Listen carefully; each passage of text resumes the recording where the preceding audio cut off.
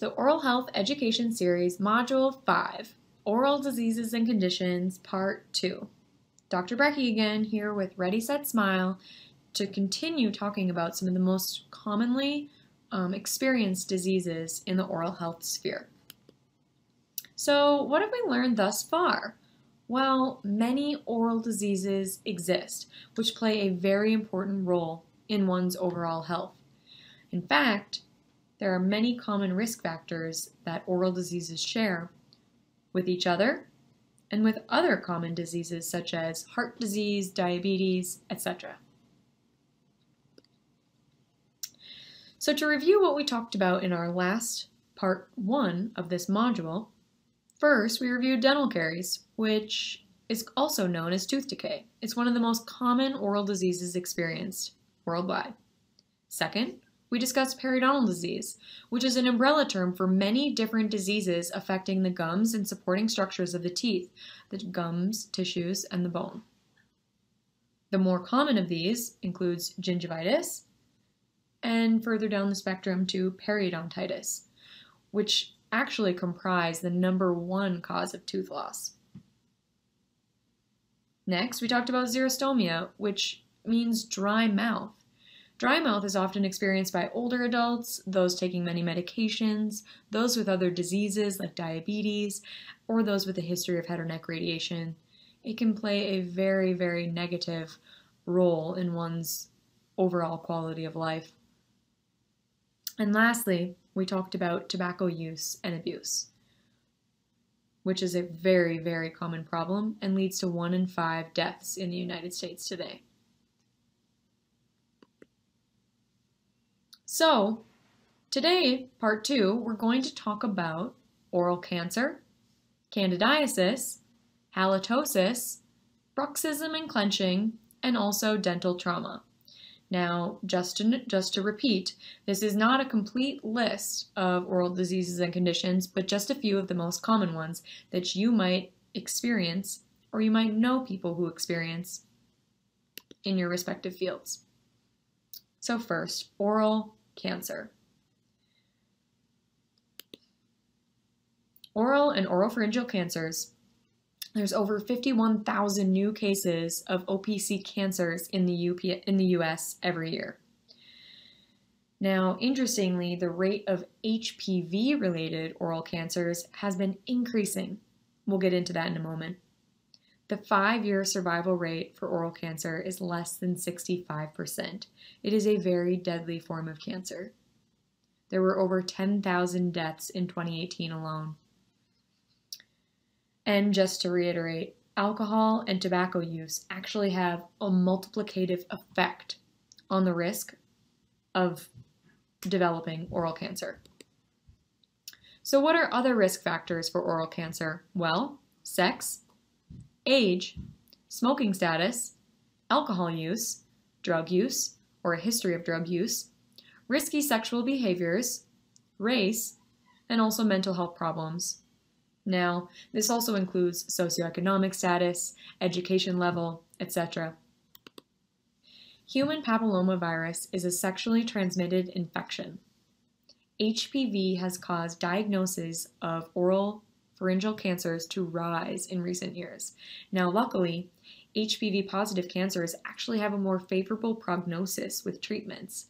However, HPV-positive cancers have they've shifted the demographic of patients with oral cancer into a younger and also into more female populations. Now, vaccine campaigns have helped to reduce the incidence significantly, so vaccination is the key to prevention. Now, the vaccine, Gardasil, has been recently extended to boys, so girls and boys of adolescent age before they begin their first sexual experiences. What are the treatments for oral cancer? Well, there's radiation treatments, there's excision of the cancerous lesions or surgeries, and there's chemotherapy agents. There's also combinations of the above options. Again, the prognosis for oral cancer is not great. It's a very deadly cancer, so prevention is key. What are some considerations for head and neck cancer patients? Well, head and neck cancer patients are at increased risk for side effects related to their treatments, which can be very severe, life-threatening, and they can greatly reduce the quality of life. So special considerations, especially in a dental setting, include preventive extractions, removing teeth prior to radiation treatment, fluoride treatments and home trays for those who do have teeth before and after treatment, hyperbaric oxygen treatments, diet changes to prevent irritation, treatments for dry mouth, which can be very severe after treatments for oral cancer, and palliative treatments. Again, prevention is key.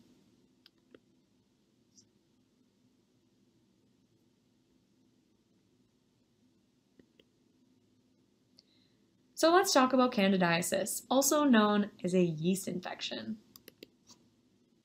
So what is oral candidiasis? Oral candidiasis, also known as oral thrush, is a yeast or fungal infection. Candida albicans, a fungus, is actually naturally living in our mouths already. In cases of oral candidiasis or oral thrush, this fungus overgrows.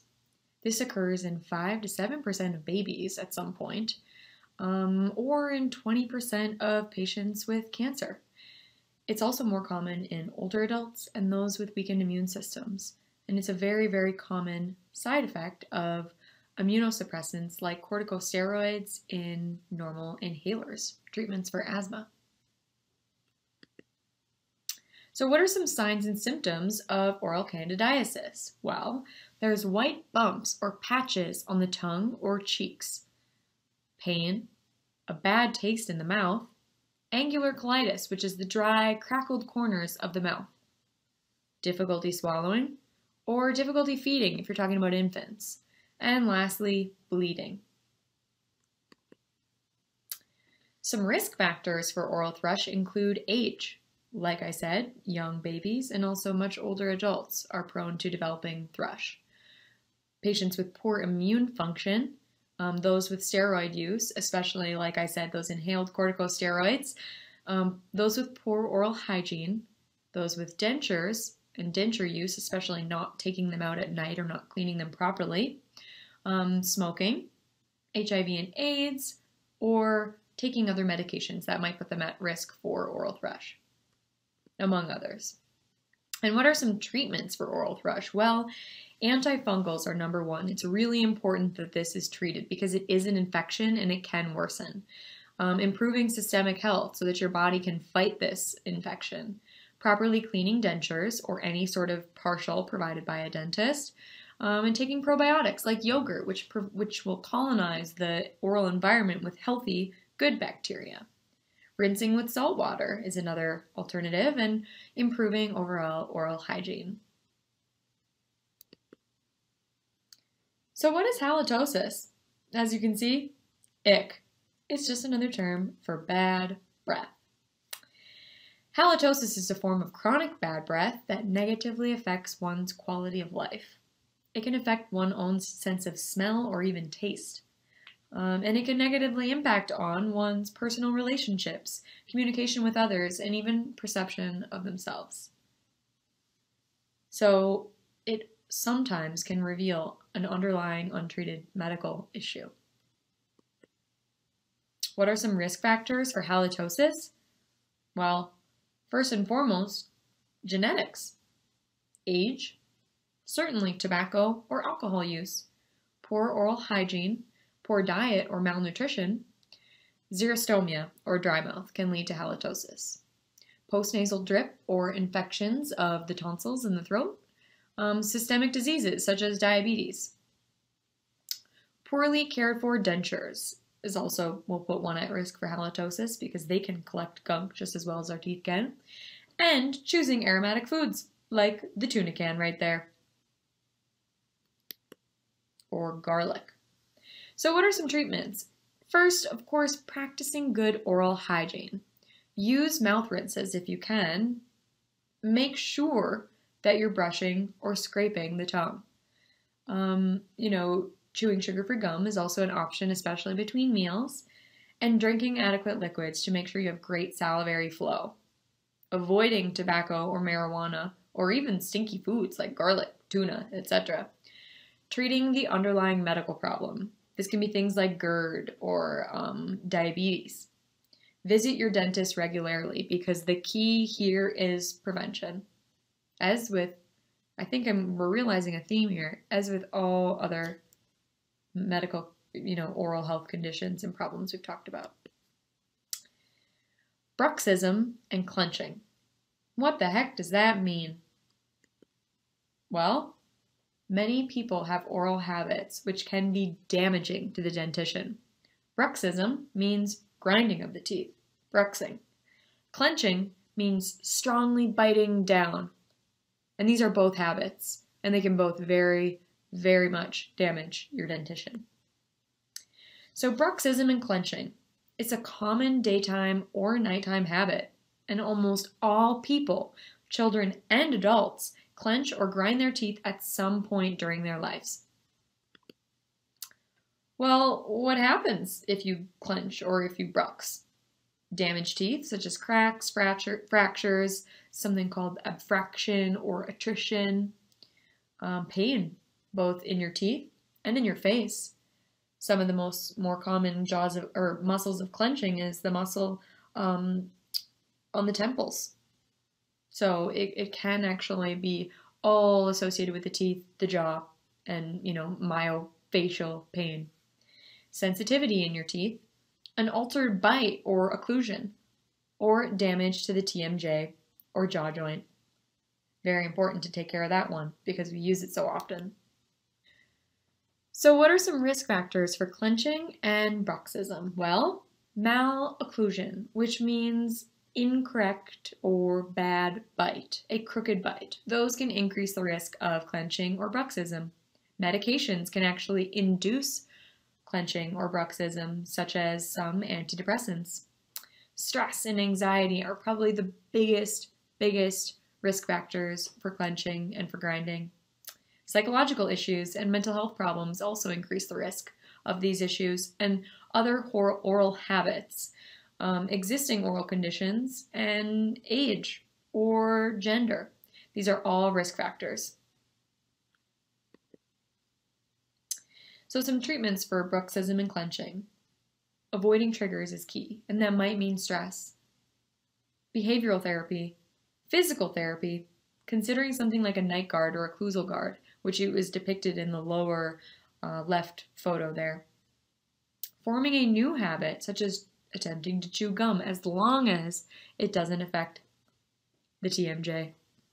Exercise, avoiding alcohol, caffeine, or other drugs, or mindfulness and stress management. Consider something like yoga. Lastly, medications. Yes, some medications can induce bruxism and clenching, and some are available to help treat things like that. However, speak to your physician, because clenching or bruxism would have to be very, very severe to take a new medication to prevent it. So what are some treatments for bruxism and clenching? Well, 30 to 40 million adults and children suffer from clenching and grinding. And again, I'll reiterate this point. The best treatment is prevention. And what does that mean? Reducing stress. As you can see by this photo here, we don't recommend chewing on pencils. So that brings us to our next condition, which is dental trauma. Dental trauma. 1/3 of children have experienced trauma to their primary dentition. Even more importantly, 1/5 of adolescents have experienced trauma to their permanent dentition. That is 20% of the population, and those are teeth that they will keep for the rest of their lives. Dental trauma mostly occurs in front or anterior teeth, secondary to falls or sports in most cases, but in others it can mean abuse and trauma. So what types of trauma actually exist?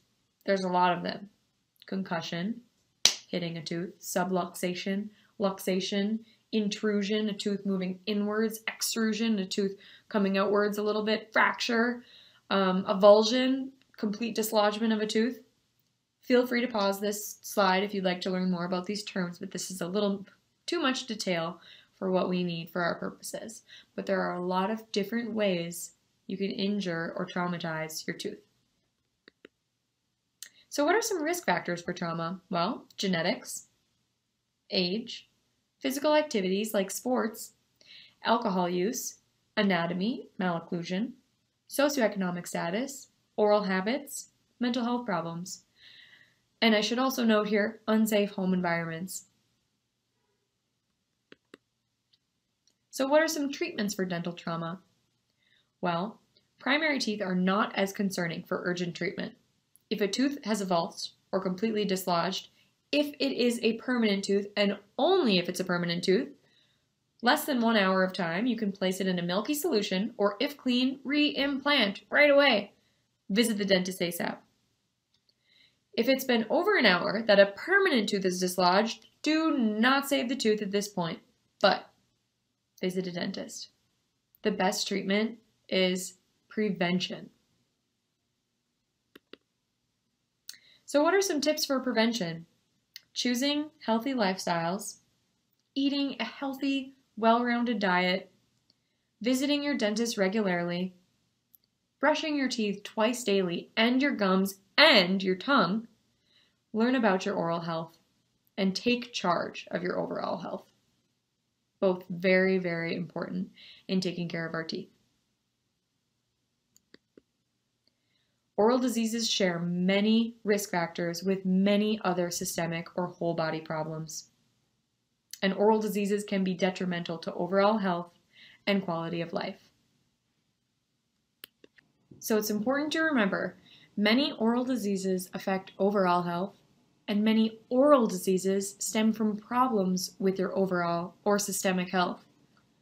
One of the most important takeaways of all of these oral diseases and conditions that we've talked about is that prevention is essential.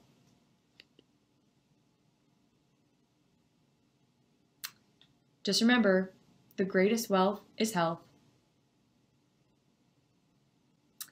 Thank you to our sponsors. For questions regarding this module, please contact BruckyHuddleston@gmail.com. And we'll see ya with Ready, Set, Smile next time. Thank you.